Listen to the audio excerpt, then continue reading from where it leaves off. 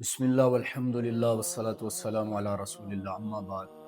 احباب، جامعۃ الرشید اور جمعیت علماء اسلام کے تمام کارکنان کی، علماء کرام کی خدمت میں بڑی مؤدبانہ عاجزانہ چند گزارشات ہیں۔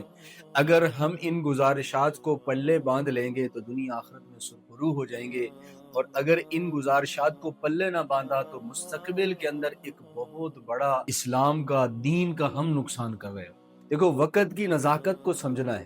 اب دونوں طرف سے حضرات اپنے اکابرین کا دفاع کر رہے ہیں، اچھی بات ہے، دفاع کرنا چاہیے۔ اس پر مجھے استاد محترم مولانا الیاس محمد صاحب کی دلیل بھی یاد آ گئی۔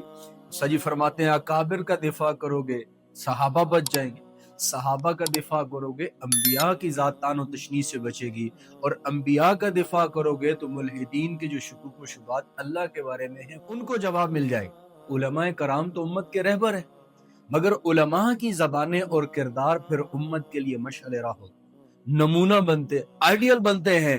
اور اگر وہی آئیڈیل اور نمونہ بننے والے افراد کی زبان گالم گلوچ میں استعمال اور تہمت، الزام تراشیوں میں شروع کر دیں تو پھر یہ سب سے بڑا نقصان ہوگا کہ نوجوان طبقہ دین سے بیزار ہونا شروع ہو جائے گا۔ علماء کی تفریق کرنے والا جو طبقہ ہے وہ فائدہ اٹھائے گا، وہ خوش ہوگا، وہ اپنی دکان چمکائے گا کہ مولویوں کی لڑائیاں ہیں، یہ مسئلہ، یہ دیکھو، یہ تو باپوں کے بارے میں لڑ رہے ہیں، یہ کر رہے ہیں، وہ کر رہے ہیں، قرآن حدیث کی پرواہ کوئی نہیں۔ اس سے وہ لوگ نوجوان طبقے کو متنفر کریں گے۔ افسوس سے کہنا پڑتا ہے وہ قوم جسے ہم نے دین کی طرف راغب کرنا تھا، اور ہماری اولین ذمہ داری تھی کہ ہم ان کو قرآن کے قریب کرتے، سنت کے قریب کرتے، سیرت کے قریب کرتے، اور ان کو رسول اللہ صلی اللہ علیہ وسلم کے عشق میں رنگنے کی کوشش کرتے۔ مگر افسوس سے کہنا پڑتا ہے کہ ہم گروہوں کی، جماعتوں کی شکل میں تقسیم ہو کر سوشل میڈیا پر جو تلخ کلامیوں کا بازار گرم کیا ہوا ہے، ان تلخیوں کی وجہ سے لوگ علماء سے متنفر ہو، لوگ علماء سے دور ہو رہے ہیں۔ سینکڑوں کی تعداد میں کمنٹس پڑے ہوئے ہیں، اور سینکڑوں کی تعداد میں گروپوں میں باتیں بھی چل رہی ہیں۔ میں صرف آپ کے سامنے ایک کمنٹ رکھ رہا ہوں، آپ اس کو خود پڑھ لیں، اندازہ لگائیں کہ ایک عالم دین کی زبان ایک عالم کے لیے کیسے چل رہی ہے۔ تو خدا کے لیے اس وقت فتنوں کا زمانہ ہے، انتشار کی بجائے اتفاق پر آ جائیں، نفرتوں کی بجائے محبت کو عام کریں۔ دیکھیں، اختلافات تو دنیا کا حصہ ہے، اور اختلاف کر سکتے ہیں، استاد کے ساتھ بھی ہوگا، باپ کے ساتھ بھی، بھائی کے ساتھ بھی، کسی کے ساتھ بھی اختلاف کر سکتے ہیں، مگر اختلاف کا طریقہ قرآن میں اللہ نے بتایا، وَجَادِلْهُمْ بِالَّتِي هِيَ أَحْسَنُ، ان سے اختلاف تو کرو مگر جو احسن طریقہ ہے اس کے ذریعے سے۔ احسن طریقے میں گالی نہیں، احسن طریقے میں الزام تراشی نہیں، احسن طریقے میں بہتان بازی نہیں ہے، احسن طریقے میں ایک دوسرے کی پگڑیاں اچھالنا نہیں ہے، احسن طریقے میں ایک دوسرے کی ذاتیات کو ٹارگٹ نشانہ بنانا نہیں۔ تو اختلاف تو احسن طریقے کا نام ہے، بجائے اس کے کہ انہوں نے کوئی بات کہی تو میں اب ان کو رگڑا دے دوں، میری طرف سے کوئی بات ہوگی وہ میرے اوپر شروع ہو جائیں۔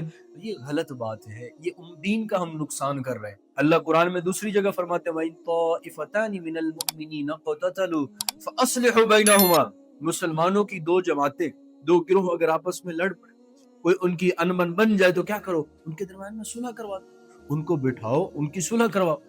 اب جتنے بھی یہ احباب ہیں، یہ وہ طبقہ ہے جو فون کر کے ایک دوسرے کو بلا سکتا ہے کہ فلاں جگہ آؤ، بیٹھنا ہے، بیٹھے کے اس کے اندر ہمارے بھی مسائل حل کرنے، بجائے اس کے کہ کیمرہ کھولا، جو دل میں ہے وہ کیمرے کے سامنے بیان کر رہا ہوں۔ اس سے باقی مجمع، باقی عوام تک آپ کی بات پہنچے گی، یہ دین نہیں بلکہ انتشار ہے۔